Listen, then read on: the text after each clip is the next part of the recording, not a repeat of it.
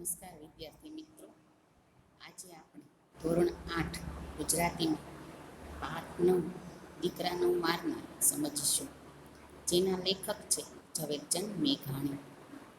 હવે આપણે લેખકનો પરિચય જોઈએ તો જન્મ 28/8/1896 અને મૃત્યુ 9/3/1947. ઝવેરચંદ કાળીદાસ મેઘાણીનો જન્મ સુરેન્દ્રનગર જિલ્લાના ચોટીલા ગામે થયો હતો. તેઓ લોક સાહિત્યના સંશોધન અને સંપાદનના ક્ષેત્રમાં ખૂબ જાણીતા છે.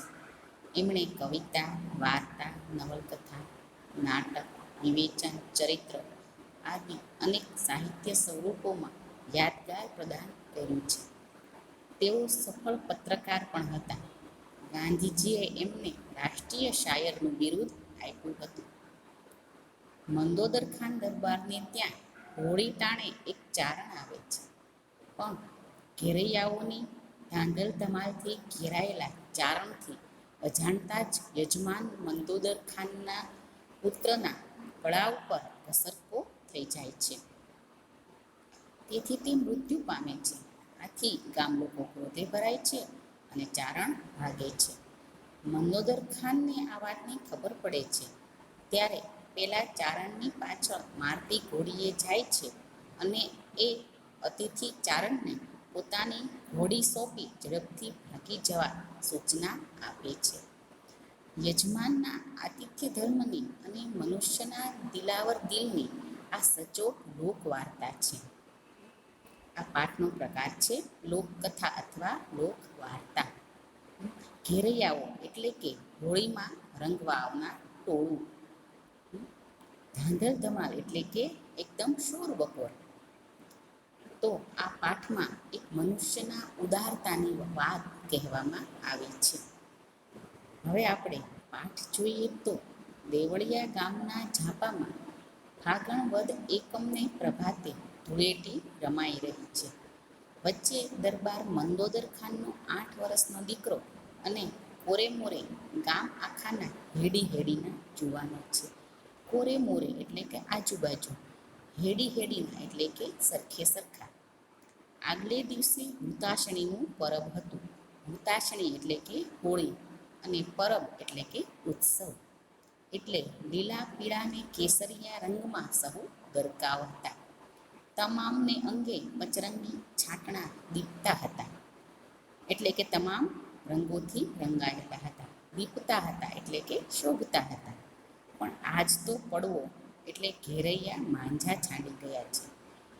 બીજા દિવસે ધૂળેટી એટલે આજે ઘેરૈયા એટલે કે ટોળું માંઝા છાંડી ગયા છે, એટલે કે ભાન ભૂલી ગયા છે. ગાંડા તૂર બનીને ગારો, માટી, છાણ જેવી ગંદી વસ્તુ એકબીજાને રોડવામાં ગુલતાન છે. જે વસ્તુથી આપણે ન રમી શકીએ એવી બધી વસ્તુ લઈ અને લોકો એકબીજાને લગાડે છે. ગુલતાન છે એટલે કે મશગુલ છે. ધૂળેટીનું તો પરબ જ મૂળ ગાંડું, અને એમાંય ગામડાની ધૂળેટી, કાળો કોક. ધૂળેટીનું પરબ એટલે કે ધૂળેટીનો ઉત્સવ જ એક પ્રકારનો આવેશભર્યો ઉત્સવ, ઉત્સાહભર્યો ઉત્સવ કે એમાં માણસો ભાન ભૂલી અને એકબીજાને રંગે રંગે છે. એમાં આ તો ગામડાની ધૂળેટી એટલે ગારો, છાણ એવી બધી વસ્તુ લઈ અને એકબીજાને લગાડે છે. કાળો કોપ એટલે કે ન કહી શકાય એવી ધૂળેટી.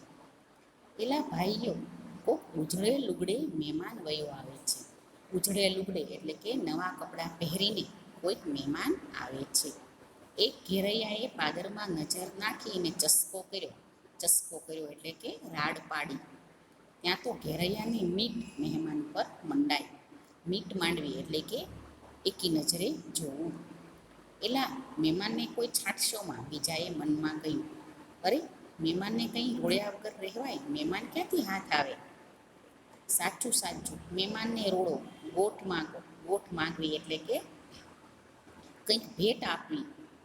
રોળો એવા રીડિયા ઉઠ્યા. રીડિયા ઉઠવા એટલે કે બુમરાણ મચાવવું, રાડો પાડવી. અને ઘેરૈયાએ મુસાફર સામે દોટ દીધી. ધોળું બાસતા જેવું પાસાબંધી કેળિયું. પગને કંઠે 3 3 દોરણા વાળી પગની ચોરણી. ઉપર બગસરાની ગરેડી કોરની પછેડીની ભેટ અને બગલમાં દબાવેલી એક ફાટેલ તૂટેલ મ્યાનવાળી તલવાર.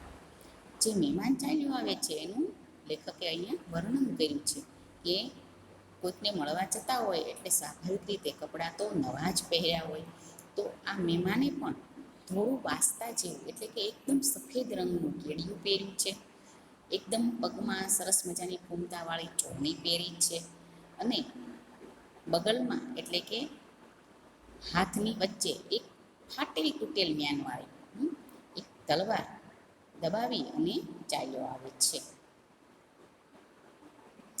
કોઈ કાળાંતરની જૂની કટારી એવો દાઢી મૂછના ઘાટા કાતરાવાળો મહેમાન ચાલ્યો આવે છે. એટલે કે દાઢી મૂછના ઘાટા કાતરા એટલે કે ઘાટી દાઢી મૂછ એટલે કે આવનારો યુવાન નાની ઉંમરનો છે.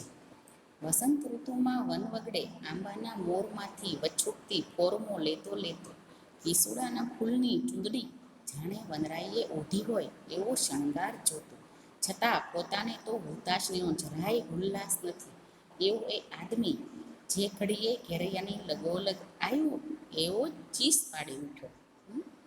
ત્યારે વસંત ઋતુ ચાલતી હોય હોળી વખતે, એટલે એ વખતે જે સમય હોય એનું વર્ણન લેખક અહીંયા કરે છે કે આંબે મોર આવી ગયા હોય છે એટલે કે કેરી આવવાની તૈયારી છે, કેસુડાના ફૂલ ખીલી ગયા છે અને વગડામાં ત્યારે તો આટલો બધો વાહન વ્યવહાર નહોતો એટલે એટલું બધું પ્રદૂષણ પણ નહોતું. એમાં આ તો ગામડું એટલે વાતાવરણ એકદમ ચોખ્ખું હોય, તો એનું વર્ણન અહીંયા લેખકે કર્યું છે. હુતાશણી એટલે કે હોળી અને ઉલ્લાસ એટલે કે આનંદ. હવે મહેમાનને રંગવા માટે પેલું ઘોરૈયાનું ટોળું આવ્યું એટલે મહેમાને તરત ચીસ પાડી, મને રોડ શોમાં ભલા થઈને મને છાંટશોમાં તમને પગે લાગુ. પરંતુ પરોણે ના પાડી એમ ઘેરૈયાઓને ઉલટાની વધુ ચાનક ચડવી એટલે ઉત્સાહ વધવો. જેમ મહેમાન ના પાડતા ગયા રોળવાની એમ ઘેરૈયાઓ એને રોળવા માટે વધુ ઉત્સાહથી ઘસતા હતા. બમણા ત્રમણા ચડે ભરાય અને સહુ બોકાસા પાડવા લાગ્યા. એટલે બધા વધુ ઉત્સાહથી વધુ જોરશોરથી બૂમો પાડવા લાગ્યા. હા ખબરદાર, મહેમાનને ઓળખાય નહીં એવું ચિતરી મેલો, લાવો મશને ગારો. આ મહેમાનને તો આપણે ઓળખાય નહીં એવો રંગી દેવો છે. એની માટે મશ એટલે કે કાળા રંગનો પદાર્થ જે આપણે રોટલી કે ભાખરી કરીએ ત્યારે લોઢી અથવા તાવડીની પાછળ જે થાય છે એને કહેવાય મશ અને ગારો. એનાથી એવો રંગીએ મહેમાનને કે મહેમાન જેના ઘરે જતો હોય એ એને ઓળખી શકે નહીં. તો વિદ્યાર્થી મિત્રો, અહીંયા આપણે પાઠ 9નો પાર્ટ 1 પૂરો થયો. તમારે ગૂગલ ક્લાસરૂમમાં હોમવર્કમાં આ જેટલો ચાલ્યો એટલો પાઠ સરસ અક્ષરે સુલેખન કરી અને મોકલવાનો રહેશે. Thank you.